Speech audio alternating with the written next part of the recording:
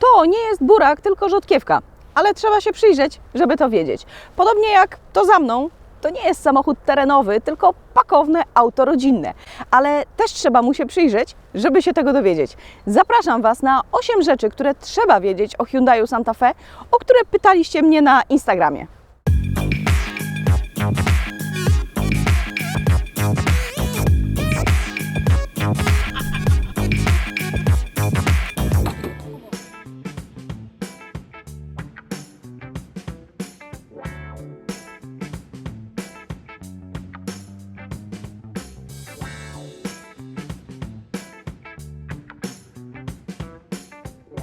Zacznijmy od wnętrza. To duży samochód, więc miejsca jest dużo. Są uchwyty na kubki, są schowki w drzwiach i w podłokietniku. Zmieścisz tu masę butelek z wodą czy innymi napojami. Schowek przed pasażerem jest niewielki, ale jest przydatna półka na drobiazgi wyłożona chropowatym materiałem.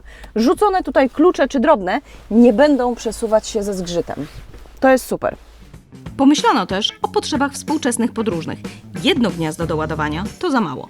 Tu mamy ładowarkę indukcyjną, wejście 12 V, wejście 3,5 mm i oczywiście wejście USB. Ono najpewniej będzie zajęte przez telefon kierowcy, jeśli będzie miał włączone Android Auto. O Android Auto już opowiadałam. Link do materiału gdzieś tu na ekranie i w opisie wideo. Zapraszam!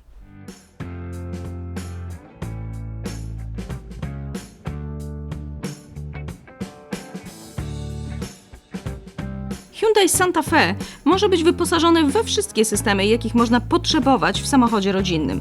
Jest aktywny tempomat, są dane o dozwolonej prędkości, jest system kamer i kamera 360 stopni.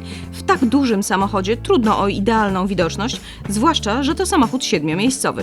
O czym za chwilę.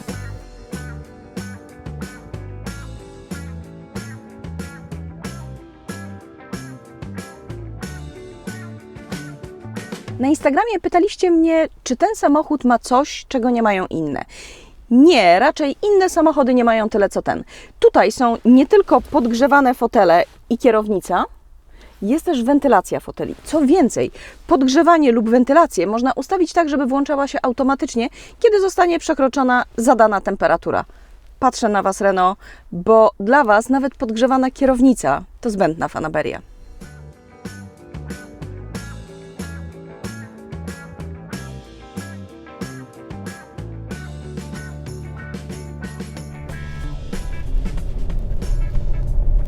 Czyli co? Samochód idealny? To zależy do czego. Jeśli lubisz czuć moc pod nogą, Santa Fe nie jest dla Ciebie. Nie mam na myśli upalania, poza tym nikt przy zdrowych zmysłach nie będzie upalać autobusem szkolnym, ale Santa Fe się nie zbiera, więc szybkie zjechanie ze skrzyżowania czy dynamiczne włączenie się do ruchu trzeba zaplanować z dużym zapasem. Poza autostradą nie rozpędzaj się za bardzo, bo Santa Fe nie lubi zakrętów.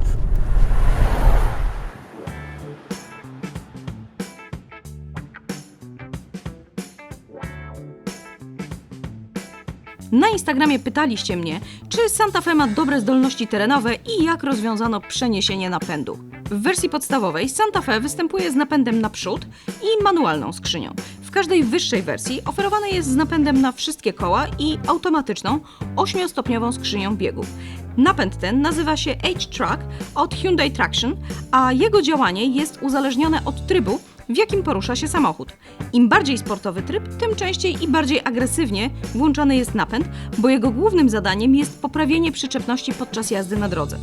Jest on sterowany elektronicznie z możliwością stałego rozdziału momentu między przednią a tylną osią 50/50. To powiedziawszy, można nim zrobić to, co właśnie widzicie, ale ostrożnie, bo Santa Fe ma tylko 18,5 cm prześwitu. Ford Edge, którym jeździłam jakiś czas temu, ma 19,3 cm, a Volvo XC60 21,6 cm.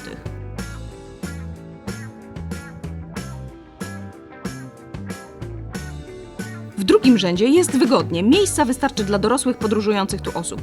Są 2 wejścia USB i 220 V. Kanapa jest dzielona w proporcjach 60:40 i przesuwana, dzięki czemu można zrobić więcej miejsca dla osób podróżujących w trzecim rzędzie. To już? To i tak jest bez dźwięku, więc...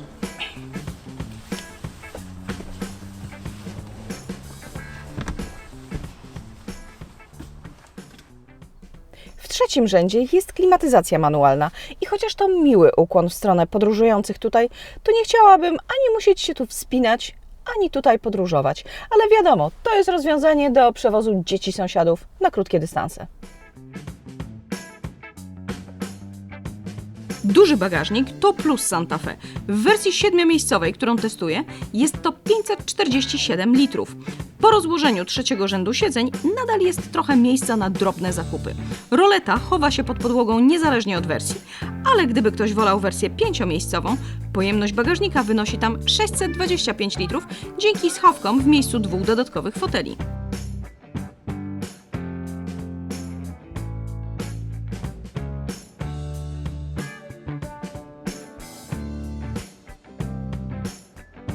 Odpowiedź na pytanie, czy jest wart ceny, niezależnie od tego, jaki to produkt, zawsze brzmi: to zależy.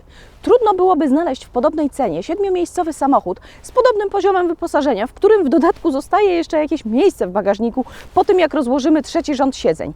Jednak, jeśli porównać go do 5-miejscowych konkurentów, to są równie dobrze wyposażone, a przy tym szybsze i dające więcej przyjemności z jazdy. A czy Ty rozważasz SUV-a, czy może minivana? Daj mi znać w komentarzach pod filmem. Jeśli spodobał Ci się test, daj łapkę w górę i podziel się nim ze znajomymi. Nowe materiały motoryzacyjne w każdy czwartek o tej samej porze. Dzięki i do zobaczenia!